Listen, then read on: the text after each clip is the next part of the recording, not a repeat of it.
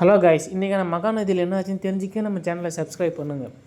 2 பேர் உட்காந்து பேசுகிறாங்க, ப்ரெக்னன்சி ஃபோட்டோ எடுத்துக்கலாம் அப்படின்னு சொல்லி. நாளைக்கு அப்புறம் நம்ம பாப்பாப்பா நீங்கள் ஏன் ஃபோட்டோ எடுக்கலன்னு சொல்லி என்னை கேள்வி கேட்டால் நான் என்ன பதில் சொல்கிறது? அதனால தான் இப்போவே பார்க்குறேன் அப்படின்னு பேசிகிட்டு இருக்கும்போது கங்கா உங்கள்கிட்ட நான் கொஞ்சம் பேசலாமா அப்படின்னு சொல்லி கேட்குறாங்க. வாங்க கங்கா உட்காருங்க, நீங்கள் பேசாமே அப்படின்றாங்க. அதுக்கப்புறம் என்ன ஆச்சுன்னா, இந்த மாதிரி குமரன் உங்களுக்கு ஃபோன் பண்ணி எவ்வளோ நாள் ஆச்சு, எனக்கு அவர் ஃபோன் பண்ணவே இல்லை அந்த மாமா அப்படின்றாங்க. அதுக்கப்புறம் கிச்சனை துடைச்சிட்ருக்காங்க. சிந்து வராங்க.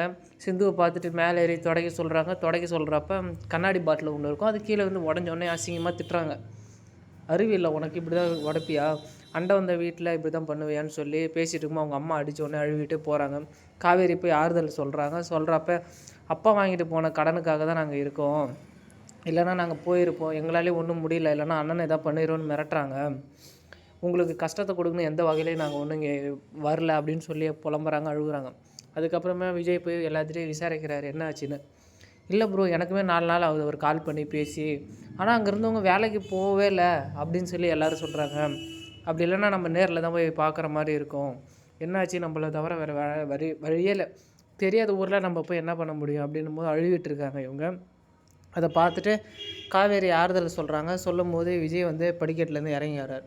பார்த்துட்டு இப்போ என்ன பண்ணுறதுன்னு தெரியாமல் ரொம்ப சீரியஸாக பார்க்குறாரு. அதுக்கப்புறமா போய்ட்டு இல்லை எனக்கு கால் பண்ணார், அதுவும் 4 நாளைக்கு முன்னாடி உங்களை பற்றி தான் கேட்டார் என்கிட்ட, இந்த 2 நிமிஷமுமே உங்களை பற்றி மட்டும்தான் கேட்டுக்கிட்டே இருக்கார், உங்கள் மேலே அவருக்கு அவ்வளோ பாசம் அப்படின்னு சொல்லி சொல்கிறாரு. மற்ற ஃபுல் எபிசோட் லிங்க் வேணால் கமெண்ட் பண்ணுங்கள் கைஸ், மறக்க